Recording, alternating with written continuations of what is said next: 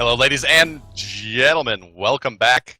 It is game number 4 we'll be covering today. Out of the round of 4, it's going to be Snipe versus Cognitive Gaming. But before we get into that, we got to watch that play from Best again. I just want to watch. Bam, bam, bam. They come down, man. They all just kind of group up. Maybe they forgot that I'm a Monster wasn't used yet in the fight. Maybe they forgot how much damage it could do, or maybe they forgot how good Best is at baiting people into bad situations. But either way, this play kind of shows that. I mean, they tried to run away, and they kind of all clumped together as they ran. That was just all things told, a very, very well-timed ultimate from the Best. What I love is that, you know, Shadow Q used the ultimate, and usually when you see the Odin come down, that's the time for I'm a Monster, because they have less space to run away from it. You can control more space with it. But he was patient, and his patience was rewarded. I mean, patience really is, in this situation, a virtue, and the kingdom has been increased by a few deaths, yeah? Yeah, and I mean, you see it playing off there, and just, wow, such a play, man. And you know, also a beautiful ocean that you saw briefly there, chat, but so looking forward to the next match. Did you notice that it almost killed Mace to the face in one hit? Yeah, oh yeah. It would have been another. 95% of his health, just barely gone. Not enough. Yeah, we needed a. If only there would have been a crush out, and that's what really set it up, right? I mean, that's one thing that we're not talking about here is that he threw that crush out beforehand to keep them all slowed to hit. Not to mention, there's the debuff.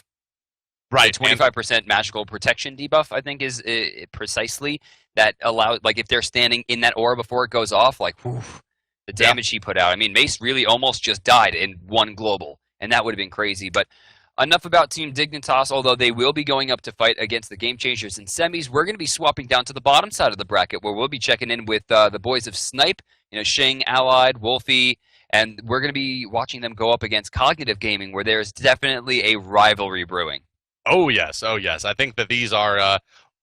It seems like usually when these types of things start at the beginning of the year, it's like Dignitas is just way ahead of all the North American teams, and then Snipe and Cog kind of battling it out with each other. And then, as you saw during the last qualifying period, Cog really turned it up towards the end of the year there, winning really 12 straight weeks of play, coming out number 1. Forever. Yeah, I mean it's basically forever. But now, yeah, Cog versus Snipe, and this is going to be who gets the honor to go on and fight Team Dignitas. If they are able to take it out over the Game Changer. So both of these teams you can be pretty certain are quite hungry for a win here. So as we get into this, a few things to point out. At the launch tournament, Snipe had an amazing showing against Cognitive, but they threw it in Game 2, and they were unable to clench out the victory, which eventually led to their early demise. I think they took 5th place overall. Cog went on to take 3rd. They did fight again last week, where Snipe was able to best them and send Cog into the losers, or rather the losers the consolation match. And now going into the match today, I think both teams have a lot to prove, especially against each other. And we are getting things underway here, DM, as we are pulled into the picking and banning phase. Our first picks and bans starting to come out. Bastet banned, Poseidon banned. Looks like Hunbot's going to be banned as well, and then one final ban remaining for Snipe. And it looks like that's going to be Mr. Zeus is going to get taken out as well. So Bastet, Zeus, Hunbots, and Poseidon, 2 mid laners, 2 junglers taken out. And first pick will go to Cognitive, as Snipe has opted for second pick. Option goes to Anderser. Yeah, we'll see what Anderser elects to first pick here. Obviously, there's some very high priority picks on the table. Could be a tier. It could be a tier. And it looks like tier is going to be picked and locked in. That's going to be the first pick. Maybe jungler, more than likely jungler. Andy was using tier in the jungle before it was even really considered good. And taking that out of the hands of Shing or Wolfie is definitely a good idea, but option over to Wolfie and Incon, where Snipe awaits their next 2 picks. Yeah, so they have the opportunity. I would think some Wukong comes off the board here, would be my expectation. But, you know, we'll see what they do elect to go for here, DM. Looks like they're going to take a look at an Aphrodite. And to pair with it, who are we going to see coming out? Looks like they're taking a look at an Odin now as well, which would make sense. So Aphrodite, Odin come off the board and appears for Snipe. This is a wonderful start for them. Aphrodite, the strongest solo laner currently in the meta. Odin, arguably the strongest support. Him and Sun Wukong kind of go back and forth here. Really, Bara or MLC stealth that option. One of them has to be Wukong here. Unless they have something crazy for Jeff Himmler, like a Geb or a Bacchus pick, really they need to pick Wukong here or it's going to get banned out. That's right. That's right. Yeah, I would expect for Cog to pick up their Wukong here. Or yeah, it is going to get banned as a support. It's a very good point you make there. Or even Snipe can draft it as a different role, but no, it's going to be looking like a Scylla and a Freya for Cognitive. So taking the really premier magical jungler off the board in Freya and picking up very dominant mid laner in Scylla. Okay. I think it's, I mean, definitely not the worst pickups. Two very, very strong pickups. It's just that there's Freya and there's Tyr. So are we going to see Tyr solo? Are we going to see Freya ADC? We don't know who's going to be going into the jungle until the trading phase. All we know right now is that Scylla more than likely going to be going mid. Aphrodite more than likely going to be going to solo. So is Snipe going to draft Ullr here to match with their Odin is the question that I have. I mean, they definitely could. I mean, Ullr's on the table. It looks like instead they're going to opt into a mid laner. Agni gets hovered on and locked in by Allied as we return to the ban phase. Snap pick of Agni there. Interesting. I guess they like that Agni matchup. Poseidon already banned out. They don't want to see Agni banned and be forced into an Isis pick or something awkward like that. Snipe with the first ban there. Looks like it's going to be the Sun Wukong banned out now for Snipe. The Otis now over to Cognitive for a ban, and you got to think it's got to be on a hunter here. They probably want to. They know that Snipe's gonna have the first pick after this phase, so maybe not. Maybe they want to leave them open to themselves. They could ban out Ullr here still though if they don't want to go up against it with the Odin, but Apollo could potentially be a good ban as well. They Nemesis. could give up Ullr and pick the Neath. Ban Nem. They ban Nemesis. Still a top tier jungler. Bastet and Hunbot's also taken out their tier. Still on the table. And Freya, they've really picked up all of it. And Jerby. DM. Jerby's going to hover on Nua, and there she goes, locked in. More than likely, we're going to see this put into the Hunter role, which means that final pickup from Xing on their team is going to have to be a physical. But that's good, because they need their jungler. Yeah. So, you know, they give away the Freya, but they're going to run the Hunter role magical damage. And that's with an Odin, too. With an Odin. That's right. The attack speed is going to be disgusting. Double damage auto attack AoE, 55% attack speed boost. Jeff, taking a look at Bacchus here. Ooh, Bacchus. And it looks like Omega's going to opt into Ullr, which is locked in. Will Jeff remain in the Bacchus pick? He's hovered on it, and he locks it in, guys. That is going to be an Ullr Bacchus lane. So he does actually opt away from Geb and Guam. Two characters he kind of put on the map there. Both will be ignored in favor of the god of, I don't know. But so gross. So hear me out here. Intoxicate. Oh, it's OP. Very hard for Aphrodite to land her stun while intoxicated, as well as birds.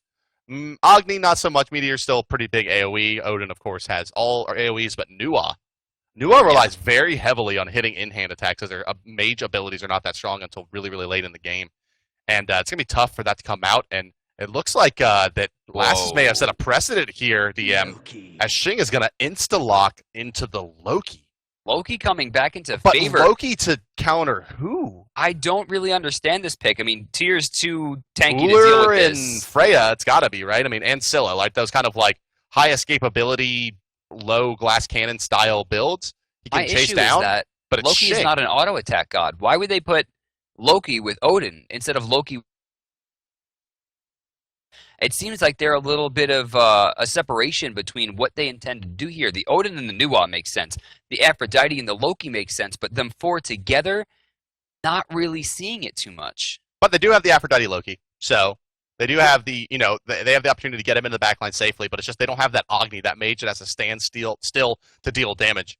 Everyone on Cognitive, all, you know, the Scylla, Freya, and Ullr, the primary targets for this Loki, all are fairly mobile and don't really have a lot of rooting abilities whatsoever to speak of. So it's going to be a tough target selection here from Xing, but, you know, Xing's going to play this very aggressively. If he finds some early kills, you know, Snowball Loki, as we saw in the last game, which didn't even really snowball for Lassus, he was the bottom farm on his team, but it just didn't matter.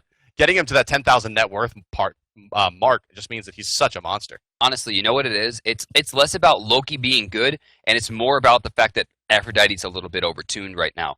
She not only has the heal ability and the back off ability, but she can increase Loki's damage by 20%, and she can allow him to go into Girdle after getting hand, giving him beads and an Aegis active just in her ultimate. By staying just attached to him, it makes him an absolute monster. An invincible, high damage, incredible burst monster for 2 seconds, and 2 seconds is more than enough time for Loki to take out a person. So we'll see Nuwa and Loki, some niche picks here for Snipe, Aphrodite as well, kind of coming onto the scene later than either of, well, really any of the rest of the gods here. So we'll see exactly how it all does go down here. DM, 90 seconds left on the spectator countdown. We're going to take about 3 minutes before we get into the game for the round of 4. Ladies and gentlemen, Snipe versus Cognitive Gaming. Don't go anywhere. For DM Brandon, I'm hi-rez Bart, and we'll be right back. Hey there, ladies and gentlemen. Welcome to the round of 4, where Cognitive Gaming are going up against Snipe Gaming for a chance to appear in the finals. Two powerhouses from America doing battle today on the battleground of the gods. Let's go ahead and introduce your teams. They are the blue team, fighting on the bottom side of the mini-map, the order side of the map, wearing the blue trunks, and on the left side of your spectator UI, ladies and gentlemen, Cognitive Gaming. They are Andister in the jungle as Freya. Omega will be your solo lane tier. Barracuda and Jeff Hindla combining for the Uller Bacchus duo lane, and MLC Stealth in the mid as Scylla. Over on the red team, they are the Chaos team from the top side of the minimap. On the right side of your spectator UI, it is Snipe Gaming. They have Xing playing their jungle role as the captain on Loki. Allied and Incontinentia combining for the Nuwa and Odin duo lane. Gerbs in the mid lane on Agni. Will he hit an ultimate this game is the question. And Wolfie will be your solo lane, Aphrodite. So, right off the bat here, everyone's going to notice the Nuwa and the Loki on the same team. Two rather unusual picks, especially for this level of meta, but Aphrodite allows her to do or allows either of them to do so many different things, on top of Odin adding attack speed to both, on top of extra physical protections if they're inside the ring, and then of course Jerby is there to control space with Noxious Fumes. Allied's going to rotate over towards the left side, and it looks like the mid camp's going to be going just to Incontinentia, as we see rule number 1 getting pushed out here. It looks like they're going to give up the speed buff as Wolfie heads over with Xing towards the mid camp. I don't know if either team really recognizes what just happened. Yeah. Oh, they're going for double buff. Stealth is sticking around for the blue. As you see on the bottom side, I think Xing and Wolfie are just ready to let this happen. They just are trying, I think, at this point to get any experience they can. The one upside to this for Snipe is they will get an early level 2 on the Jerb here. Where Stealth will be a little bit behind, and he can maybe stun him out here and get some extra archer damage if he wants to go for it, but no abilities available for Jerb to go for that. Well, it looks like Xing and Wolfie also got extra. Oh, we got a banish. We got a power cleave, but I don't like where Omega's standing right now. He's taking a lot of damage, but the Fearless to separate is huge, but the decoy is going to be able to back them off. Wolfie looks like he's going to wait on the birds to kiss back up with Xing for a second here. Probably 2 seconds until it's off cooldown. There it is, and they're just going to look to heal that up as much as possible. Overall, not a bad play by either team, really.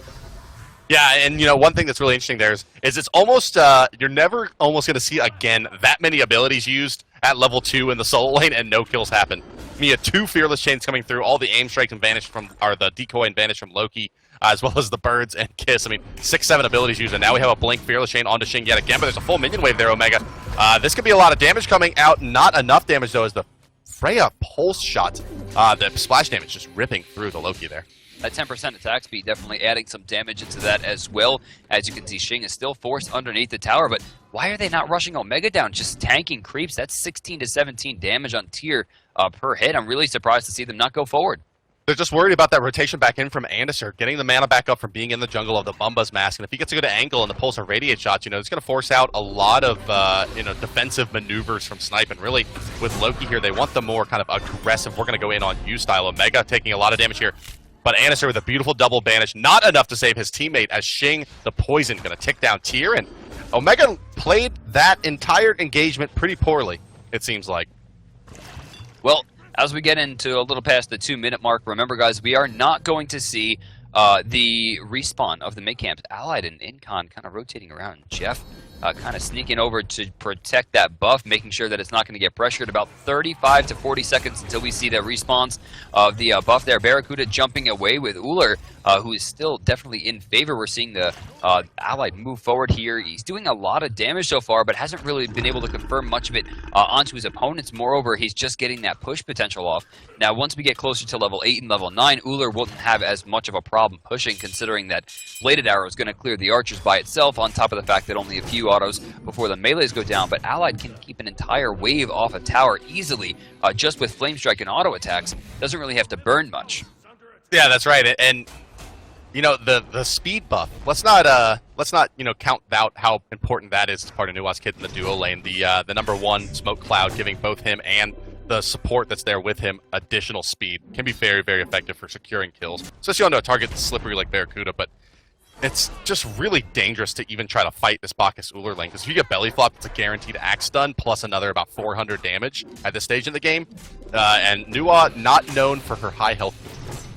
No, that's definitely true. She is maybe not one of the weaker gods in terms of being able to stay alive, rather just one of the weaker gods in terms of burst damage. I mean, she gets bursted down very, very quickly, but since players have opted less into Fog and more into Clay minions, giving the 30 extra physical protection can help a lot, especially going up against a character like Uller who's just looking for burst. So, Agni, looks like he's been spotted out on this rotation over towards the right. Jerby, still hunting, looking for something or another. Xing is level 6, so they do have the ultimates available. There's a lot of burst between those two gods, but doesn't look like they're looking for a fight just yet. Andis are now rotating in, and it's now Xing the one who could be in trouble. Omega not enough damage, or sorry, mana for the Fearless chain off of the blink, so Xing should be able to walk out of that A-okay. Jerby and MLC walking back to the mid lane here. It looks like Stealth going to try to clear this wave before Jerby gets some damage off as well, but he does miss an Archer in the process.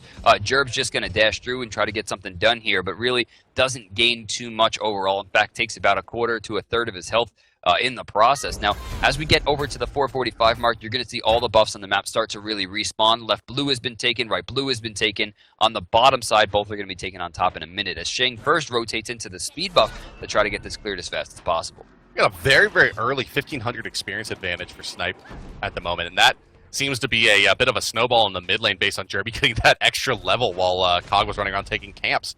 So gold stays pretty close, as those camps are of course still kind of ticking up. 600 gold, though, in favor of Snipe, as well as the 2,000 experience advantage. It's just continuing to grow as they find levels all around the map, and it feels like, the tier hasn't been his lane as long as Wolfie has, and then when Wolfie was forced out, the Loki was there to cover, and you look over the solo lane now where it's just Aphrodite all by her lonesome over there as tier makes his way back. So another wave going in favor of Snipe now as this game continues on. They built that experience lead to 2,500. It just keeps on going up.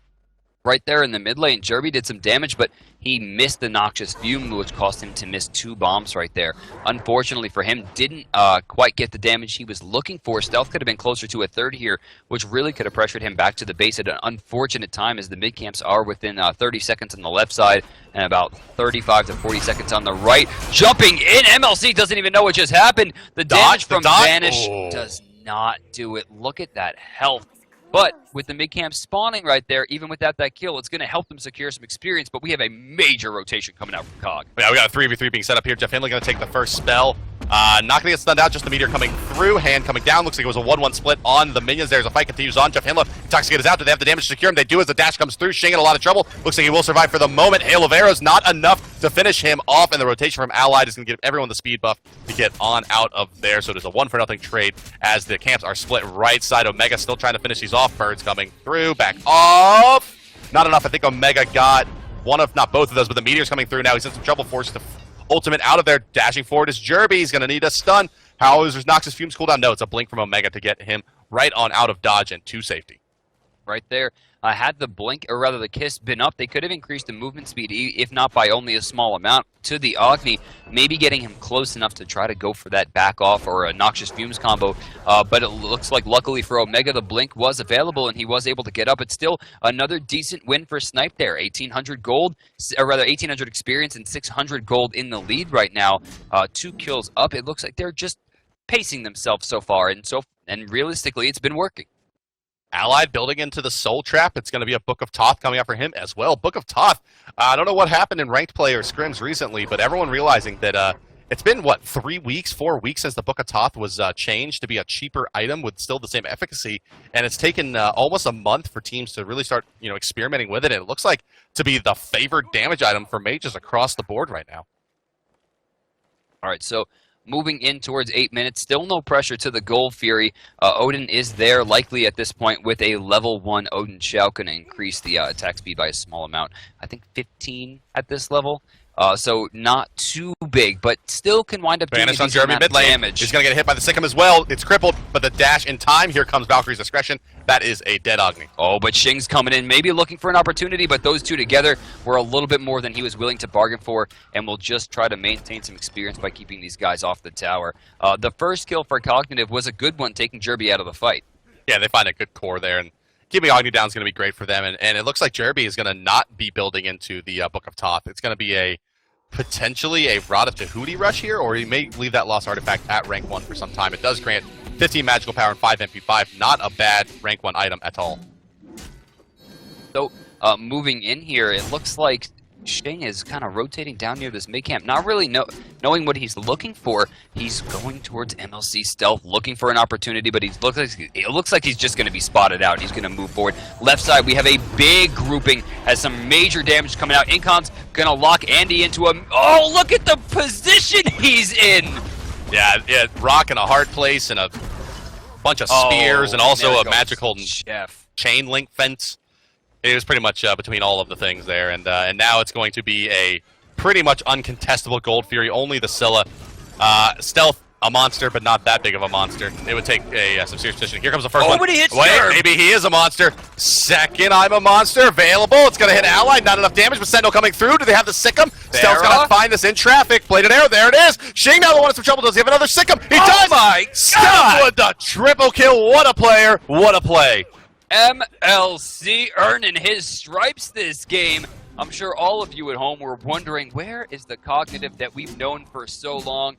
And there they were right there. MLC finding 3 gorgeous kills throughout that fight, putting them in the lead in both experience and gold. And it's only going to get worse because there is no one here to defend this Gold Fury. Another 1,500 added to the coffers. My goodness. I hope Jerby was taking notes, because that's how you hit some ultimates right there. Ooh. That's right. Brought it out. MLC Stealth looking really, really strong. I mean, 3-0 now from a pretty lackluster start. We was getting bullied around a little bit by Jerby, who had the farm advantage, plus the level advantage, plus the kill advantage. We've turned that all around. Now 6,000 net worth, top in the game, onto that Scylla. And she's going to be building into that Rada Tahuti before the Agni, which means that boxing match is going to start going the way of the Horror of the Deep very, very soon. You know what's a shame to me is the Odin Ring comes down, right?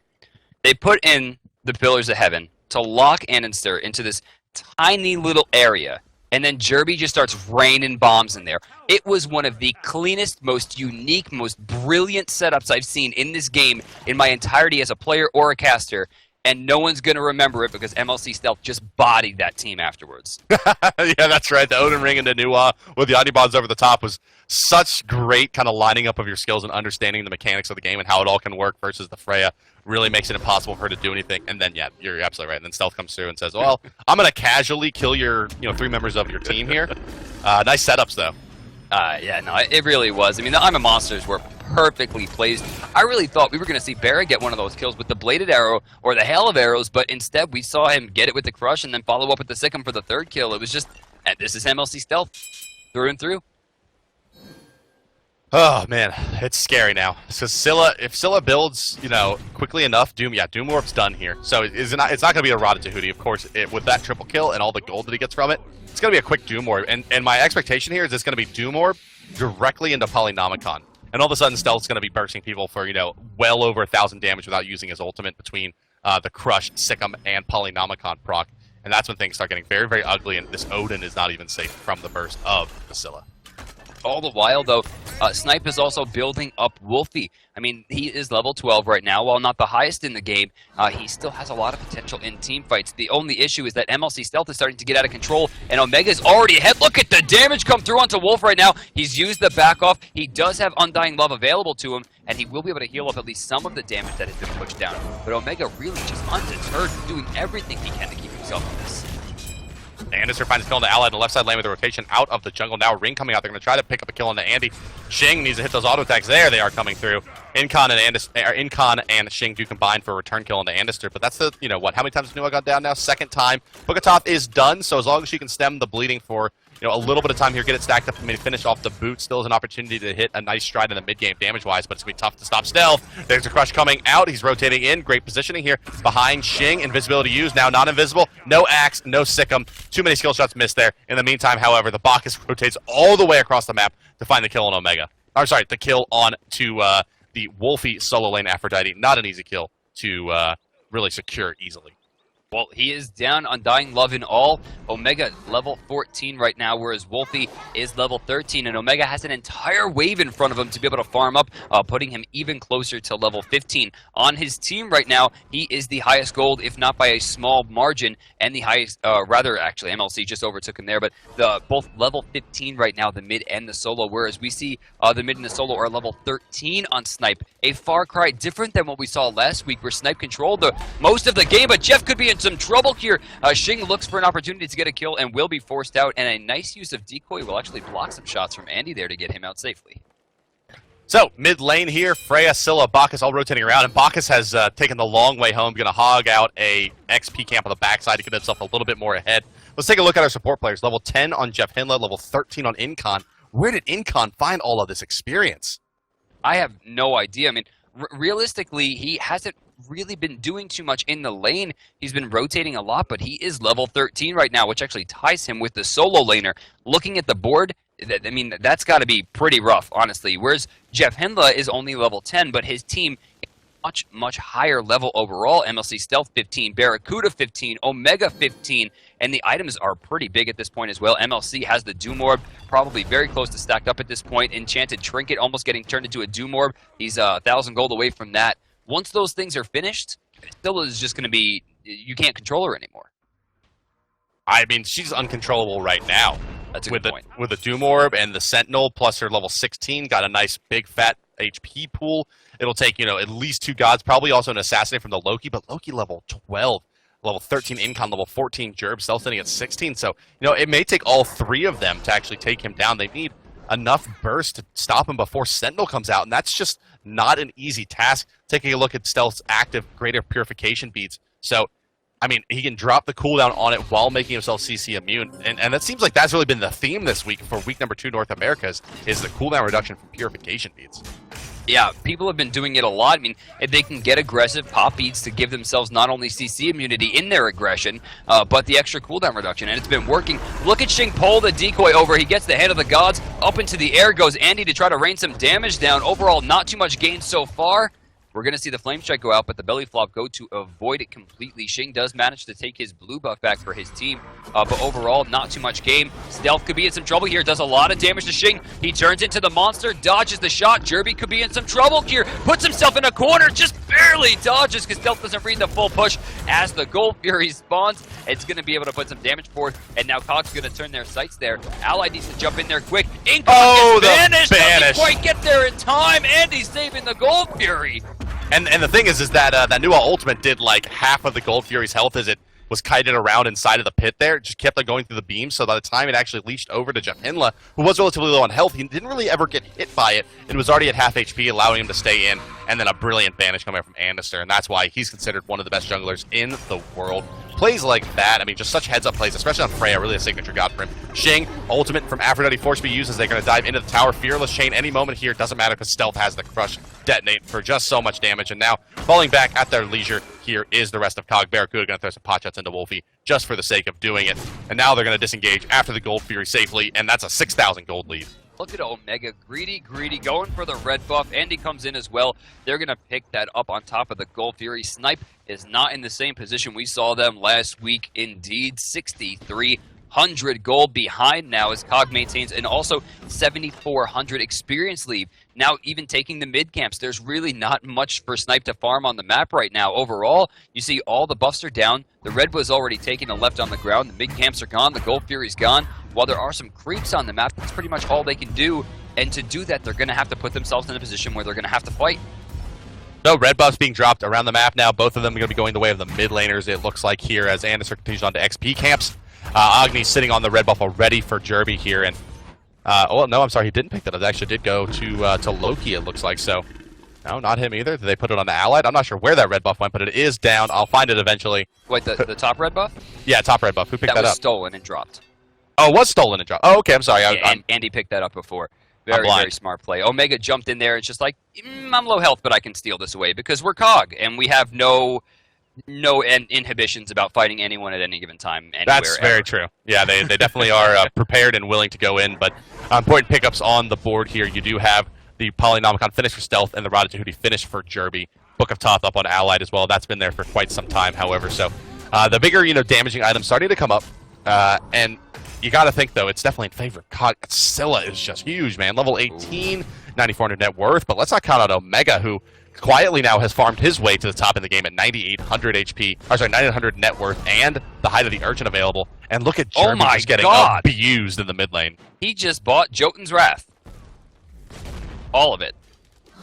Outright Jotun's Wrath. Just bought it. And now that's 40 damage. That's 25% cooldown reduction on top of a small amount of pen and some mana to boost as well. So, I mean, he was already effectively unkillable. And now with that extra healing potential that he's going to get from the extra power cleaves, and on top of the extra damage that he's already bursting through people, it's going to be very hard for them to deal. Now, in the mid lane, I'm a monster! Oh, just barely going to miss. Xing forced to assassinate defensively, and he will be out of the fight pretty much for the next minute and a half or so. Crush is hitting minions right now for 600 damage on Scylla. As obviously they haven't scaled up yet, time's still pretty low based on, oh wow, the blink through to avoid the Sikkim there. Stealth going to be forced to Sentinel out of this, and away he does go, but roaming is 5 is Snipe on the right side of the map. They want to fight, they want to find someone here. Wolfie's going to get stunned out by Jeff Hinla. Anister's going to take to the sky as Snipe crashes into the Fire Giant pit. A lot of burst damage coming out onto Allied from Stealth as well as Cog looking to disengage and Snipe as well here. So, in the meantime, there's Barracuda taking down tier 1s in the left, and he's going to shove that lane into the tier 2. Not a great choice by Snipe, it looks like there. I really like the whole situation. Oh, wait, we got a Purification Beads used there to get the Sikkim back. Doesn't quite find much there, but it looks like Barra's going to rotate back in, continuously farm up. Allied level 14 right now. Barra level 19. 5 levels ahead at 19 minutes. That's a death sentence. Not to mention, Nuwa is really only very strong if she can get ahead or at least stay neutral in the endgame. Whereas Ullr has amazing range, amazing push potential. He has an amazing stun. He has incredible damage. And he's going to be able to use that to rotate around the map now and really help his team farm out kills. 9,000, 11,000 experience without a single level 20 in the game puts Cog in a beautiful position to take this one. Yeah, I think you're right on with kind of the Nuwa has to stay, at pace. Because Ullr can build on a crit where Nuwa can't, so she's relying on magical damage scaling later in the game to really carry her through it, which is generally speaking more expensive and less potent to your in-hand. So now that the crit stick's going to be finished here, the rage done for Barracuda, plus what looks to be a most likely, I want to say this is turned into Bloodforge, but could still be Devourer's Gloves potentially for the late game here for Barracuda as well. Or I can't imagine it's going to be a Soul Eater, but actually they don't even build in the Soul Eater, so what am I talking about? But Lifesteal coming out for Barracuda there. How can the Allied's Nuwa even stay in the lane versus the life-stealing crits of Ullr? It's going to be very, very difficult. Did you catch Barracuda just slapping Xing in the face when he was invisible with that axe? That's his signature. Oh my! I've hit some invisible Lokis in my day, but not like that. He knew exactly where he was. That wasn't a guess. He looked him dead in the eyes and said, "Not today."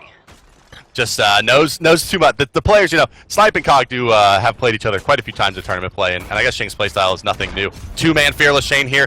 No real follow-up as Omega dashes back through, but Jeremy's going to go down to about half health, as is Incon. In the meantime, Gold Fury picked up by Cog. Incon could not get a position fast enough because of that Fearless Shane. Smart stuff all together. Nuwa going out inside of the Odin Ring. I'm a monster out as well. Still finds 1 kill. Misses the second as Xing dodges through, but very low HP. Should be able to be secured.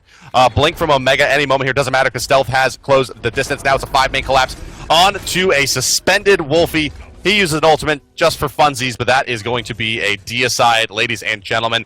And knowing Snipe, I gotta say I wouldn't be surprised to see a concede come out here. Yeah, I mean, like we talk about week after week, they're an emotional team. It's very hard for them to come back mentally. Once they're in this kind of position, they generally feel defeated. Though, when we were at the launch tournament, it kind of seemed like they were kind of getting out of that whole scenario. They wanted to make sure that they were mentally focused, but I mean, even the best teams in the world at this point, the most practiced teams in any esport, they're going to tell you when you're down by this much, you get wiped off the map and they're taking the most important objective aside from the game win, it kind of starts to affect you. Yeah, you're going to get a little discouraged, certainly, and there's the Fire Giant going down. Barracuda with the lifesteal going to be able to solo down the Fire Giant and Gold Fury now for the rest of the game, and likely you will see quite a bit of that, just kind of staying in fights when it's safe and then kind of rotating out as it looks like we're going to win and start off an objective, because with the lifesteal plus the melee stance passive life on hit, Uller can pretty much solo down any objective, and he can do it relatively quickly as well, being a hunter. So they don't manage to find any tier 2s in that engagement, but the Gold Fury was taken early on. They get the deicide, they get a clean Fire Giant, and now they're 13,000 gold ahead. They're sitting with 3 level 20s, whereas there's not even a level 19. In fact, they're actually 14, 15, 16, 17, 18. How fun. You think they meant to do that? I'm sure they did. I'm sure they decided, you know what, let's not take all of the experience we could so that we could have a nice, cute level spread. But to be fair, Allied would do that. That's true, yeah. Allied a big fan of being cute. order and cuteness. But I do want to point out here, Game Changers did fall to Team Dignitas, and so we'll move on to the third, fourth place matchup versus the loser of this game. The winner of this game will go on to face Team Dignitas in the finals in a best-of-3 matchup, and right now it's looking like it's going to be Cog. You know, interestingly, if Cog defeats Snipe here and then wins the tournament, they still will not be in first place. That still will be for Dignitas, as Cog will have earned a first place and a third place overall, but they must win to maintain that, of course, whereas Dignitas is guaranteed a first, second finished right now, which means if Cog wins this, they will be confirmed first seed for at least the next 2 weeks. Lincoln from Incon, only going to find 2, both of them able to get out of it. Oh my god, the damage on the Shing there. This is why we don't pick Loki. It looked a lot better when Lassus played it. Let's just, not Jeff really Himla going real deep into the tower. He's going to get the stun off onto Allied. Monster's going to hit one, take one down. He's moving forward. Monster's going to get shot again. Oh, yeah, Jeremy waiting for that dash, just baiting it out. Pretty difficult to land that ability in succession without other CC there to help out, or them, kind of having blown all their cooldown. And yeah, Omega doing typical Omega fashion. Usually it's a Vamana that you see him doing this with, but it's going to be a tier this time. Just, I'm going to go ahead and take up your mid-Phoenix and take it down. And then, if I die, I die, but probably not going to because I'm tier and you can't CC me. And besides, your best bet's going to be a Nuwa Flame Strike, which is not an easy ability to hit. And with a very high, difficulty to hit that, plus only a max 1 second payoff against Omega, tier's really, really good against Nuwa. I think that's going to be all she wrote here.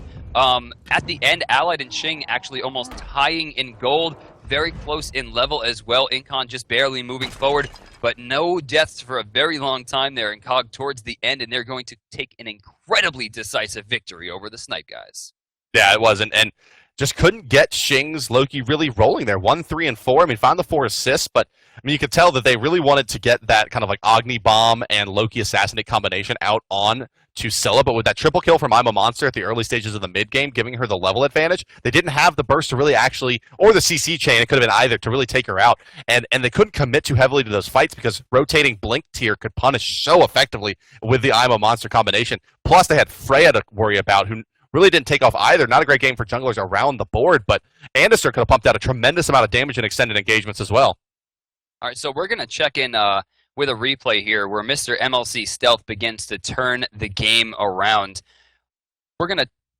this I'm a Monster. I think this is probably the biggest move of the tournament so far. It has turned so many fights today.